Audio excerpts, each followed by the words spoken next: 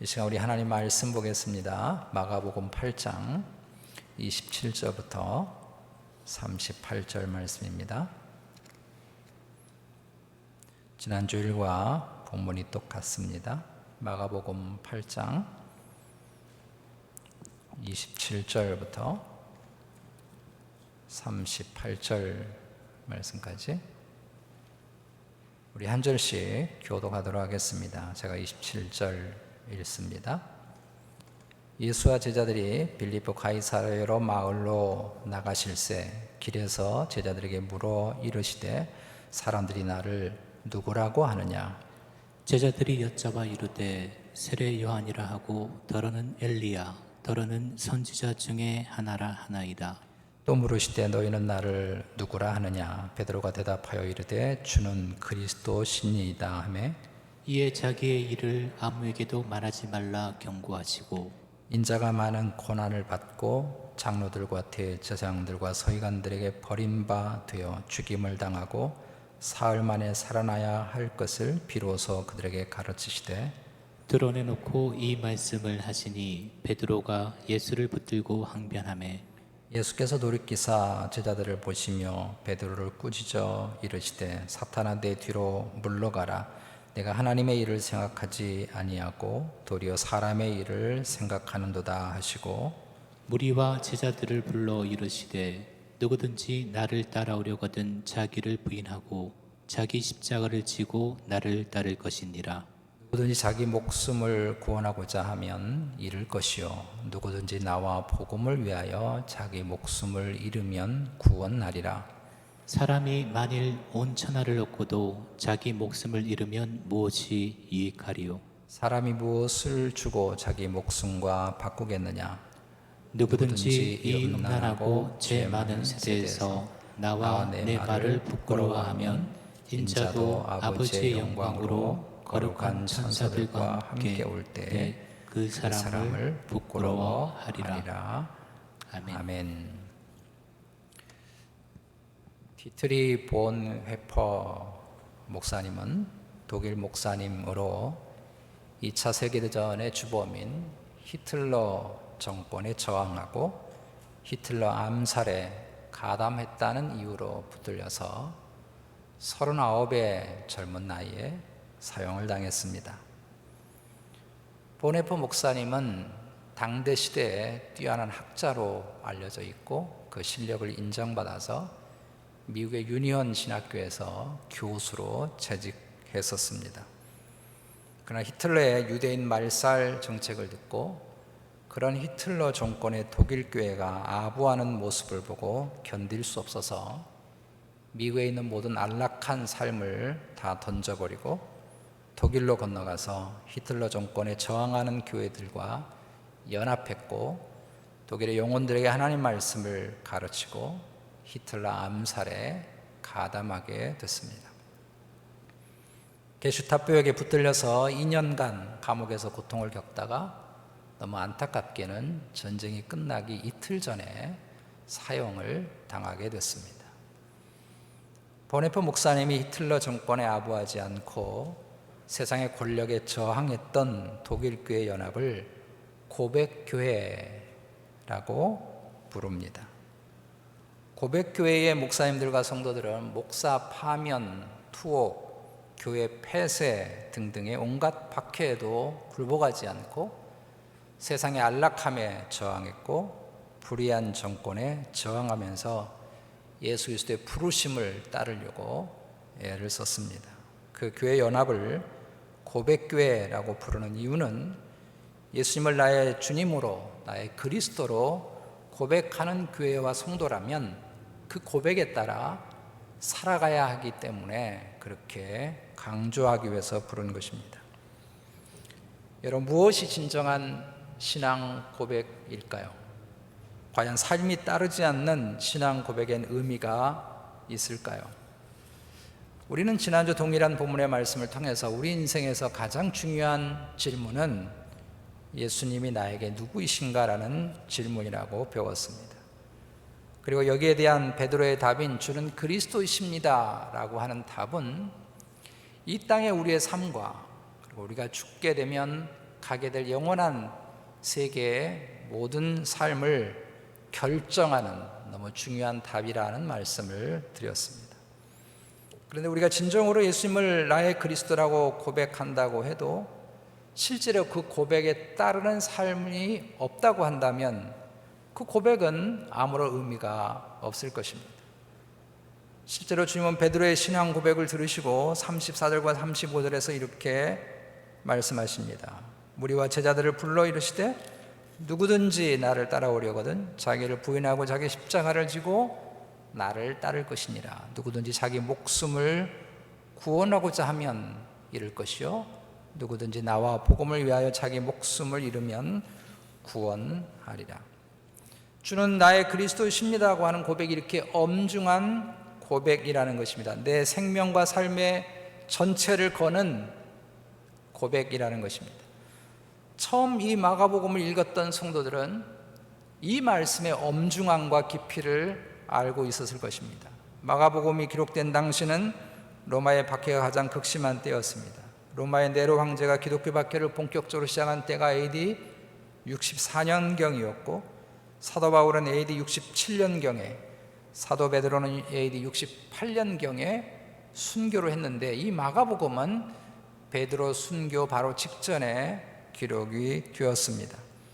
그리고 이 저자인 마가 요한은 이 복음서를 기록할 당시 기독교 박해의 가장 중심지였던 로마에 있었고 로마에서 성령의 감동으로 이 마가복음을 파피루스에 기록하게 된 것입니다. 그러니 성령의 감동으로 이 복음서를 기록할 당시에 오늘의 이 말씀에서 주는 그리스도이십니다 라고 하는 이 고백이 갖는 엄중함을 너무 잘 알고 있었던 것이고 이 복음서를 처음으로 접했던 박해받는 성도들이 이 복음서를 접했을 때 그 주는 그리스도이십니다라고 하는 이 고백이 얼마나 엄중한가 하는 것을 너무나 잘 알고 있었습니다. 마치 독일 고백교회가 당시에 주님만이 우리가 따르는 유일한 그리스도이십니다라고 하는 이 고백은 히틀러 정권에게 붙들려 목숨을 잃을 수도 있는 그런 상황 가운데서 하는 고백이라고 생각했던 것처럼 마가복음의 첫 독자들은 이 고백의 엄중함을 너무 잘 알고 있었습니다. 오늘날 우리는 이런 시대를 살지 않습니다. 순교와 박해의 시대를 살지 않습니다. 오히려 교회 안 간다고 야단 맞는 시대잖아요. 그런 시대를 살지 않아요. 그래서 혹시나 주님은 나의 유일한 그리스도이시고 나의 유일한 구원자이시고 나의 유일한 메시아이십니다라고 하는 고백이 예수님 때문에 내가 이 땅에 부자가 될 수가 있고 예수님으로 말미암아 이 땅에서 잘 살 수 있다고 생각하는 고백이라고 한다면 굉장히 오해한 것입니다. 우리는 마가복음의 첫 독자들과 독일의 고백교회 상황과는 다른 세상 속에 살고 있지만 동일하게 주님은 나의 유일한 그리스도이시고 메시아이십니다라고 하는 이 고백은 아주 삶의 엄중한 고백이라고 하는 것을 알아야 합니다. 이 고백은 우리의 삶의 고백이고 인생 전체를 건 그런 고백입니다. 그래서 주님은 베드로의 이 고백 뒤에 바로 이 고백을 가지고 있는 제자가 어떻게 살아야 되는지, 이 고백이 실제로 어떻게 삶에서 드러나야 하는지를 말씀하셨습니다. 그래서 오늘 더 깊이 묵상하려고 하는 34절의 말씀은 주는 그리스도이십니다라고 하는 고백과 연결되어 있는 것입니다. 여러분은 정말 예수님이 나의 유일한 그리스도이십니까? 여러분은 정말 예수 그리스도가 나의 유일한 구원자라고 믿습니까? 예수 그리스도가 유일한 진리이시고 내 유일한 생명이라고 고백하십니까? 그렇다면 우리는 34절의 말씀의 길을 따라 살아가야 합니다. 그것이 진정으로 내가 주님만이 나의 유일한 그리스도이십니다라고 하는 고백인 것이죠. 삶이 없는 고백은요, 귀신들도 합니다.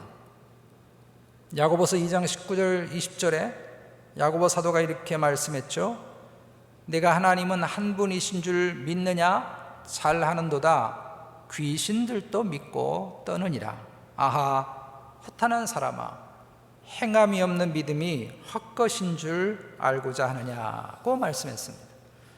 우리는 그동안 마가복음의 말씀을 통해서 보아왔듯이 악한 영들, 귀신들, 사탄들도 예수님이 그리스도라고 하는 것을 너무나 잘 알고 있습니다. 사람들은 잘 몰랐지만 귀신들은 귀신같이 잘 알고 있는 거예요.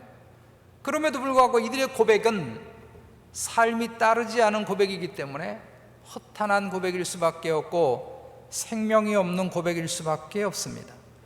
그래서 주님은 베드로의 고백 뒤에 바로 34절에 예수님이 그리스도라고 고백하는 사람이 어떤 삶을 살아가야 되는가라고 말씀해 주셨습니다. 우리가 잘 아는 말씀이지만 34절을 다시 한 번만 같이 읽어보겠습니다. 시작. 무리와 제자들을 불러 이르시되 누구든지 나를 따라오려거든 자기를 부인하고 자기 십자가를 지고 나를 따를 것이니라. 실은 지난주에 제가 주는 그리스도이십니다 라고 하는 우리의 신앙의 고백에 대한 말씀을 전하고 인간적인 걱정이 좀 되었습니다. 주는 나의 그리스도이십니다 라고 하는 고백의 엄중함을 전하다 보니까 이렇게 사는 거, 이렇게 예수 믿는 게 진짜 힘든 것일까? 쉬운 길을 다 놔두고 꼭 이렇게 예수 힘들게 믿어야 하나? 쉽게 가볍게 예수 믿는 사람들이 주위에 얼마나 많은데 우리 목사님은 저렇게 어렵게 예수를 믿으라고 하는가? 교회가 여기뿐인가? 혹시 이런 생각하지 않을까 하는 생각이, 인간적인 생각이 제 마음에 조금 들었습니다. 그러나 이렇게 생각하는 것은 34절과 35절을 상당히 오해한 것입니다. 우리는 34절과 35절을 읽을 때마다 마음에 큰 부담이 됩니다. 매일매일 우리 자아가 죽어야 된다고 하는 것 때문에 주눅이 들기도 하고, 예수를 믿고 따르는 길이 너무 무거운 십자가를 지고 걸어가야 된다고 하는 것 때문에 마음이 힘겨워질 때가 있습니다. 그러나 여러분, 34절의 말씀은 실은 우리를 가장 행복한 삶을 살도록 하시는 말씀이라고 하는 것을 알아야 합니다. 우리는 이 땅을 행복하게 살지 못하는 이유는 행복이라고 하는 것이 넝풀째 우리 속에 들어오지 못해서 살지 못하는 것이 아니라 사실은 행복의 길을 걷지 않았기 때문에 우리가 행복하지 못한 것입니다. 제가 여러분에게 질문을 하나 드려보겠습니다.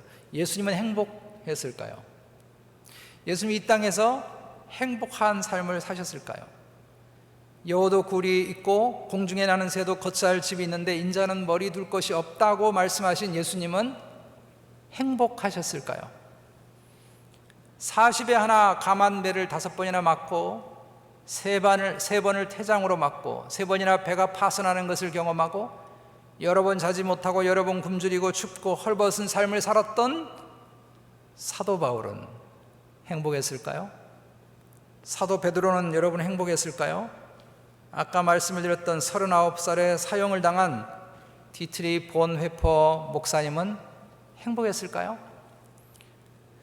제가 감히 말씀드리는데 이분들이 행복하지 않았다고 한다면 저는 여러분들에게 다른 길을 생각해 보라고 말하고 싶습니다.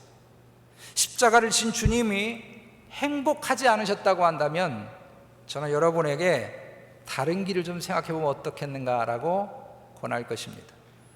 우리 주님은 요한복음 14장 27절에서 평안을 너희에게 끼치노니 곧 나의 평안을 너희에게 주노라. 내가 너희에게 주는 것은 세상이 주는 것과 같이 아니하니라. 너희는 마음에 근심하지도 말고 두려워하지도 말라고 하셨습니다. 주님은 진정한 샬롬의 삶을 살고 계셨고 진정한 행복의 삶을 살고 계셔서 이 행복과 이 샬롬과 이 평강이 우리에게 전달되기를 원하셨습니다. 이런 행복을, 이런 평안을 우리에게 주시고 싶다는 것입니다.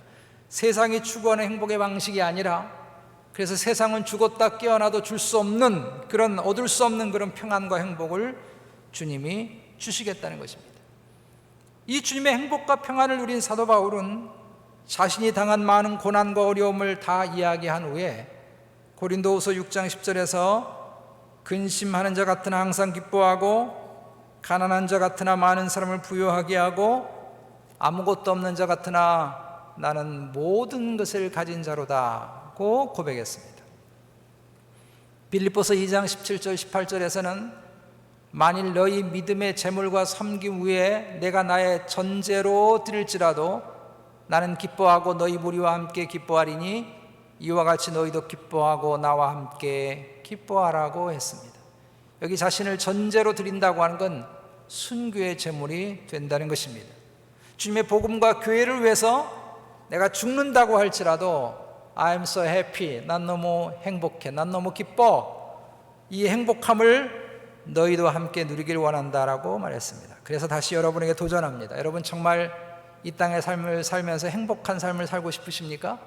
결국 세상이 우리에게 가져다 줄 수 없는 그런 평안함, 샬롬, 이런 삶을 여러분 누리고 싶습니까? 그렇다면 주님이 나의 그리스도이고 유일한 구세주로, 유일한 진리로, 유일한 생명으로 고백하시고 이 고백 때문에 34절의 말씀대로 사시기를 바랍니다. 다시 강조하지만 우리는 행복할 수 있는 건더기가 없어서 행복하지 못하는 것이 아니라 행복의 길을 걷지 않기 때문에 행복하지 못한 것입니다. 주님을 나의 그리스도로 구주로 고백하고 34절의 말씀의 길을 따라 살려고 한다면 여러분은 정말 행복하게 살 수 있습니다.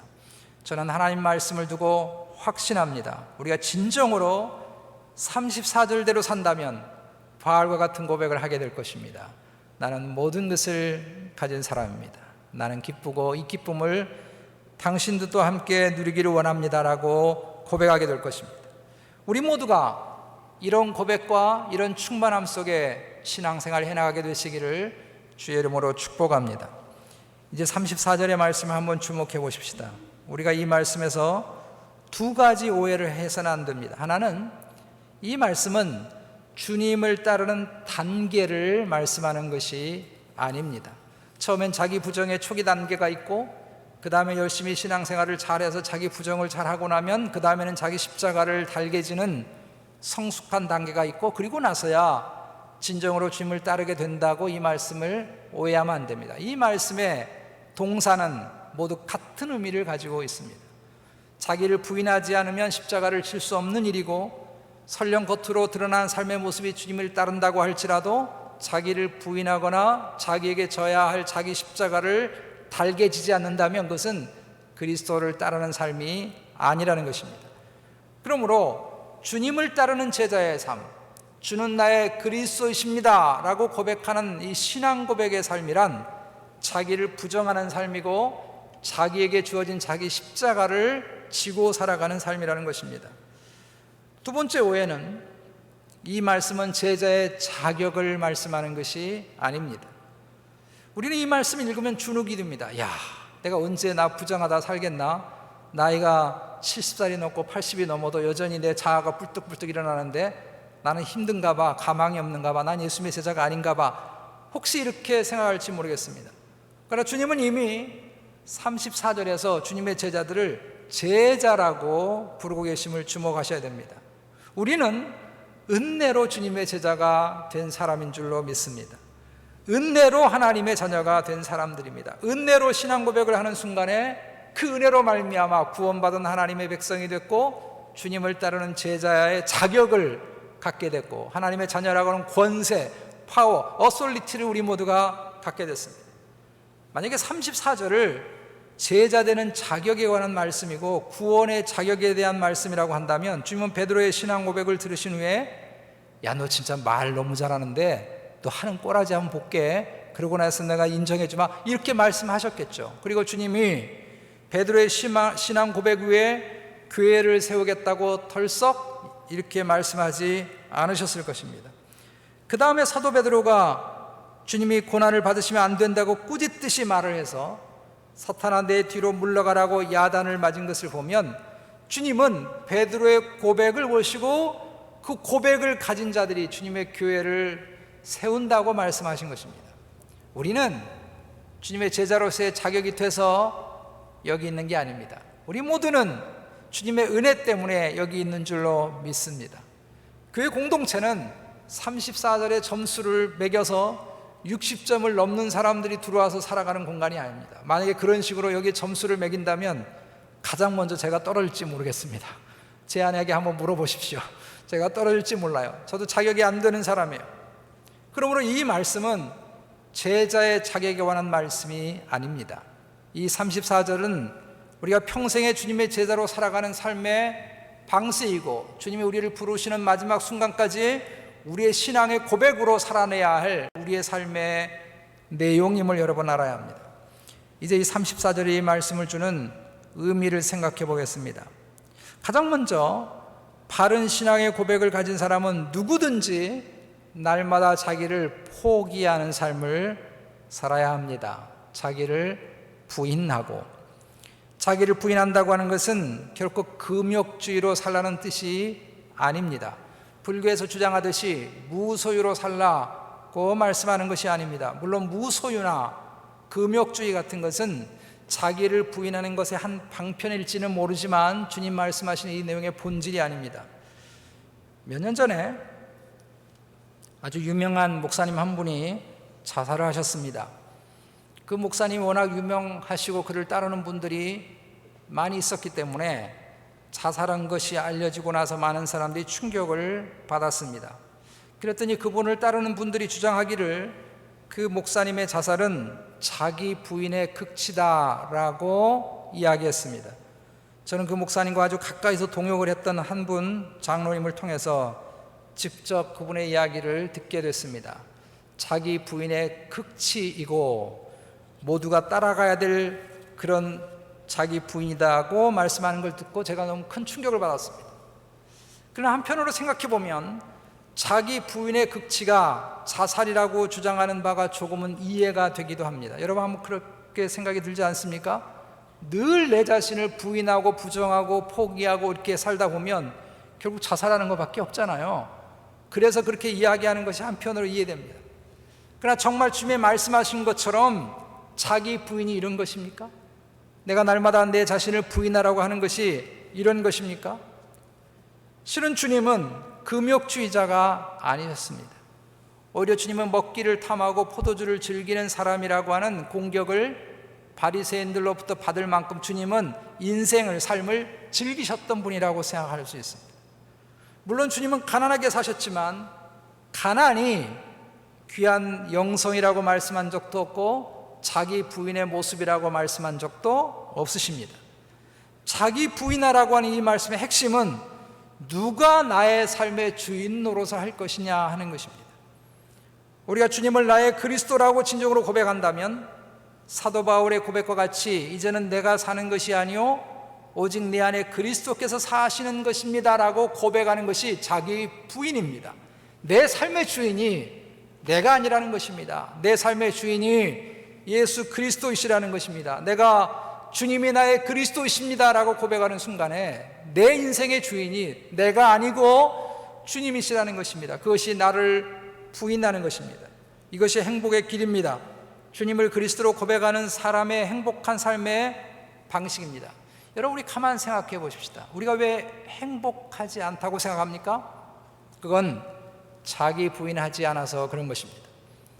왜 우리가 낙심하고 왜 절망하고 왜 분노하고 왜 다투고 왜 싸우면서 삽니까? 다 자기를 포기하지 않아서 그런 것입니다. 우리가 주님을 나의 그리스도라고 고백하는 것은 나의 뜻과 나의 욕망, 나의 욕심으로 이 세상에서 무엇인가를 얻고자 길을 걷는 것이 아니라 내 삶의 주인이신 주님이 이끄시는 대로 내가 살겠다는 고백으로 이 땅을 살아가는 것입니다. 여러분, 우리가 사랑하는 사람에게 난 당신을 사랑해요, I love you 라고 고백하면 실은 그 고백 속에는 다른 사람을 이성적으로 사랑하지 않기로 고백하는 것이 포함되어 있습니다. 여러분이 함께 살고 있는 지금의 남편과 아내가 얼마나 귀한지 모릅니다. 왜냐하면 26억의 남자를 포기하고 선택한 사람이고 26억의 여자를 포기하고 선택한 거예요. 너무 귀한 거예요. 내가 당신을 사랑합니다 하면 다른 걸 포기한다는 것이죠. 마찬가지로 주님만이 나의 유일한 그리스도이십니다 라고 고백하고 말하는 것은 주님 외의 것은 나의 삶의 주인이 될 수 없다는 것입니다. 그것이 이 세상의 그 무엇이든지 사람이든지 아니 내 자신이 되더라도 내 자신의 인생의 주인은 우리 예수 그리스도시라고 하는 것입니다. 이렇게 고백하고 내가 날마다 내 자신을 부인하고 포기하면서 그리스도이신 주님을 그렇게 믿고 주님을 주인 삼고 주님이 이끄신 대로 살려고 한다면 여러분 확신하십시오. 주님 반드시 우리와 함께 하실 줄로 믿습니다. 우리의 삶을 도우실 줄로 믿습니다. 주님이 가지고 있는 평안을, 샬롬을, 행복을 우리에게 부어주시는 줄로 믿습니다. 그러므로 주님만이 나의 유일한 그리스도이십니다 라고 고백하십니까? 날마다 나를 부인하고 내 안에 그리스도가 살도록 힘쓰시기 바랍니다. 두 번째로 바른 신앙 고백을 가진 사람은 자기 십자가를 달게 지고 사는 사람입니다. 여기 자기 십자가라고 하는 것은 당시에는, 마가복음을 쓰였던 당시에는 주님과 복음을 위해서 목숨이라도 내어놓는 것이라고 말씀할 수 있겠지만, 오늘날로 생각한다면 자기 십자가라고 하는 것은 우리 각자의 삶에 주님이 꼭 짊어져야 할 삶의 무게들이 있다는 것입니다. 이건 어느 누구도 피해갈 수는 없어요. 나는 그걸 지고 싶지는 않아요. 힘들어요. 그러나 주님과 복음을 위해서, 의로움을 위해서, 선을 위해서 우리가 마땅히 기꺼이 기쁨으로 져야 할 우리의 십자가가 있다는 것입니다. 그것을 지고 사는 사람이 주님이 나의 그리스도이십니다라고 하는 고백하는 신앙의 고백자인 것이죠. 근데 여러분, 여기까지 생각하면 이런 삶은, 제자의 모습은 어떻다고 여러분 느끼십니까? 스탠포드 대학 캠퍼스에 가면 칼레 시민들이라고 하는 로댕이 만든 청동상 작품이 서 있습니다. 영국과 프랑스가 전쟁을 할 때 영국이 프랑스의 칼레 시를 점령하게 되었는데, 기근에 시달리면서 11개월 동안 영국군과 저항을 하는 칼레 시민들이 너무 불쌍해 보여서 영국의 에드워드 왕이 칼레 시민들에게 제안을 한 것입니다. 계속 이렇게 했다간 당신들 다 죽고 망하니까 6명이 대신 시민들을 대표해서 사형장에 나온다면 당신들을 더 이상 공격하지 않겠다고 제안한 것입니다.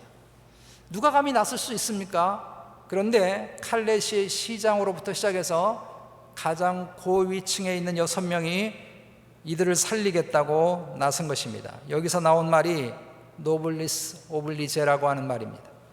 여기에 감동을 받았던 프랑스의 왕이 로댕에게 이들을 작품으로 만들어 달라고 해서 지금 스탠포드 대학에서 있는 칼레 시민들이라고 하는 동상을, 청동상을 만들게 됐습니다. 근데 여러분, 스탠포드 캠퍼스에 있는 로댕의 작품을 보신 분이 있는지 모르겠는데, 그 6명이 모두 고통스러운 모습을 하고 사형장으로 끌려가는 모습을 로댕이 만들었습니다. 너무 얼굴이 이그러져 있고 몸짓은 굉장히 고통스러운 모습으로 끌려가고 있는 거예요. 로댕이 이 작품을 처음으로 만들었을 때 사람들은 다시 만들어 달라고 했습니다.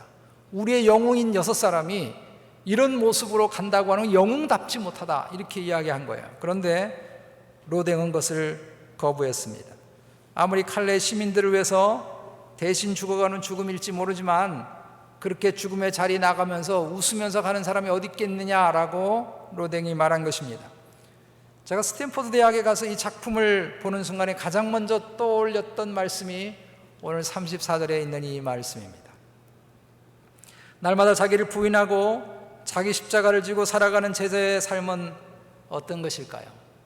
로댕이 만든 작품의 모습일까요? 죽지 못해서 살아가는 듯이 그렇게 끌려가는 삶일까요? 우리 신앙생활이라고 하는 것이 그렇게 힘겹게 마지못해, 죽지 못해 그렇게 끌려가야 하고, 날마다 내 자신을 부인하느라고 힘겹게 살아가야 하고, 주님이 우리에게 맡겨주신 자기 십자가를 짊어지고 걸어가느라고 힘겹게 걸어가는 것일까요?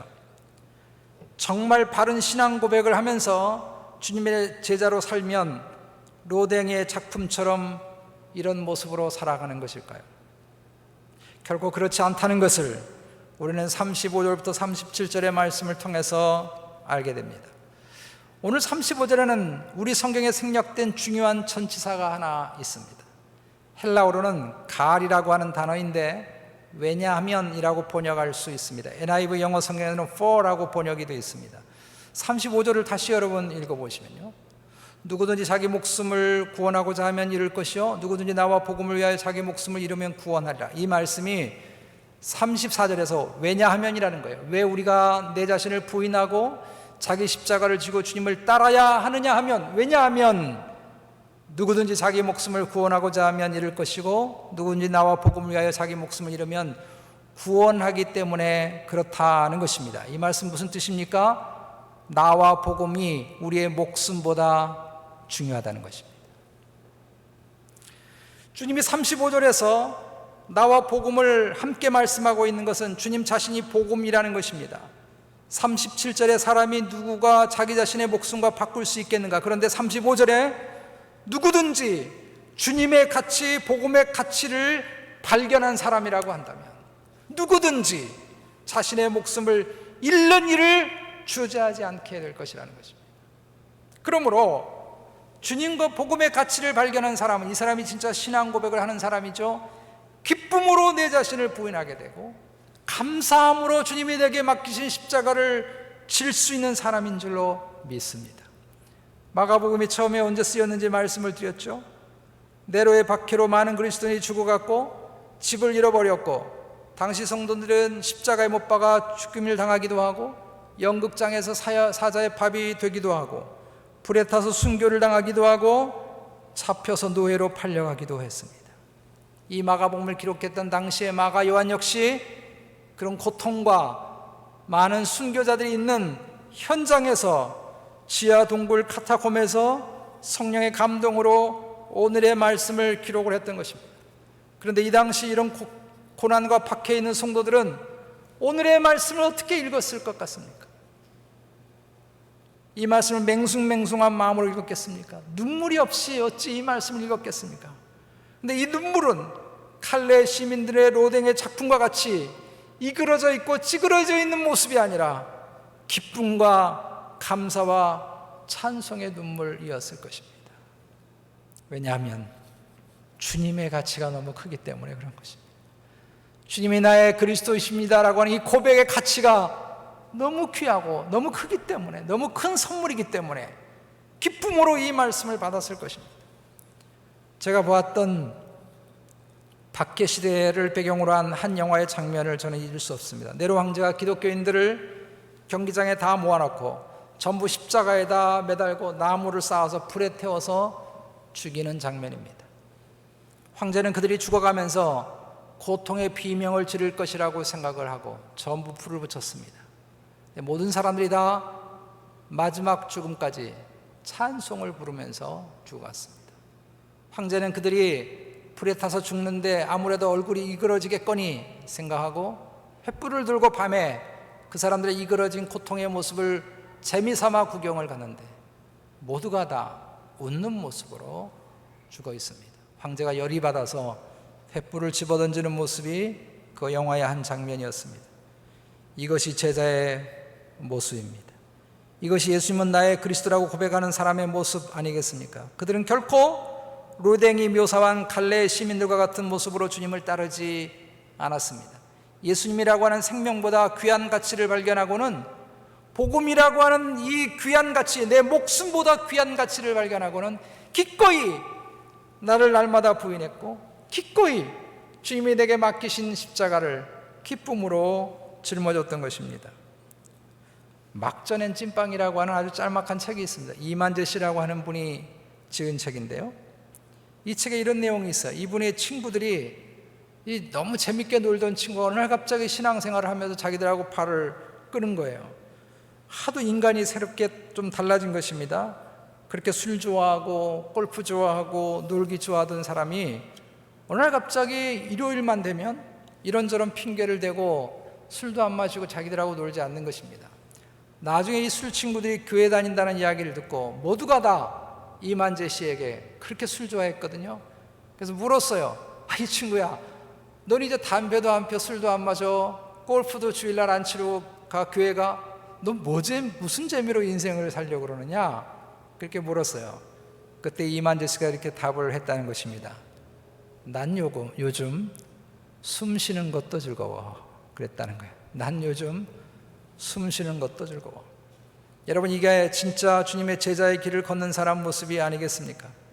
예수 그리스도라고 하는 너무 귀한 가치를 발견했고 예수 그리스도로 말미암아 인생의 진정한 생명을 얻었고 걸어가야 할 인생의 참다운 길을 발견했는데 그 안에서 산다면 숨 쉬는 것도 즐거운 것 아니겠습니까?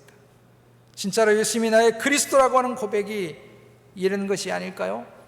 그래서 자기를 부인하고도 포기하고도 희생하고도 기쁠 수 있고 삶의 무거운 짐을 내가 감당해야 될 책임을 섬겨야 될 일을 하면서도 감사함으로 기쁨으로 이 일을 할 수 있는 것 아니겠습니까? 우리의 생명보다 귀한 주님이 나의 그리스도이시기 때문에 우리가 기쁨으로 34절의 말씀을 살아갈 수 있고 그렇게 살아간다면 주님은 반드시 우리와 함께 하시고 우리에게 세상이 줄 수 없는 행복을 가져다 주시는 줄로 믿습니다. 말씀을 맺습니다. 우리 어린 시절에 딱지치기하고 구슬치기 하면서 다 자랐습니다. 그 당시에는 그 딱지가 뭔지 거기에 자존심을 걸고요, 목숨을 걸었어요, 친구들하고. 근데 제 친구 중에 아주 특별한 종이로 만든 딱지를 가지고 있는 친구가 있었습니다. 그 친구 아버지가 미군 부대를 근무하셨는데 거기서 나온 미국 잡지, 옛날 기억하시죠? 미제 종이로 만든 딱지를 가지고 천하무적이에요, 천하무적. 이 친구 딱지가 한번 하늘을 향해 가로지르면 모든 친구들의 딱지들이 다 벌러덩벌러덩 넘어지는 것입니다. 근데 어느 날 제가 드디어 그렇게 넘기고 싶었던 그 친구의 딱지를 넘겨서 제가 갖게 됐습니다. 할렐루야. 얼마나 좋은지.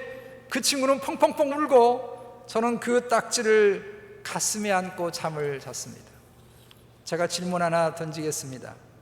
그 딱지를 제가 지금도 갖고 있을까요? 제가 지금도 밤에 잠을 잘 때 그 딱지를 끌어안고 잠을 잘까요? 제가 만약에 그런다면 제 아내는 저를 하얀 집에 보낼 것입니다. 언제 잃어버렸는지도 모릅니다. 왜냐하면 저는 살면서 더 귀중한 것들을 갖게 됐거든요. 더 많은 것들을 소유하면서 살았거든요. 사도 바울은 갈라디아서 6장 17절에서 자신의 몸에는 예수 그리스도의 흔적이 있다고 말씀합니다. 주님의 제자로 살아온 흔적, 주님의 가치를 발견하고 내 자신을 부인하기 위해서 애를 썼던 흔적, 힘겹고 버거운 것이지만 기쁨으로 주님이 맡기신 십자가를 짊어지고 갔던 삶의 흔적이 있다는 것입니다. 이것이 신앙 고백의 흔적인 것입니다. 예수 그리스도의 가치 때문에 날마다 기쁨으로 나를 부인하고 생명보다 귀한 주님의 가치 때문에 감사함으로 나에게 주어진 삶의 십자가를 짊어지고 주님을 따르는 세상의 제자, 사람의 제자가 아니라 오직 예수 그리스도의 제자로 살아가는 일을 통해서 주님이 주셨던 아름다운 생명과 행복을 우리 모두가 누리고 살게 되시기를 주님의 이름으로 축복합니다. 우리 말씀의 시간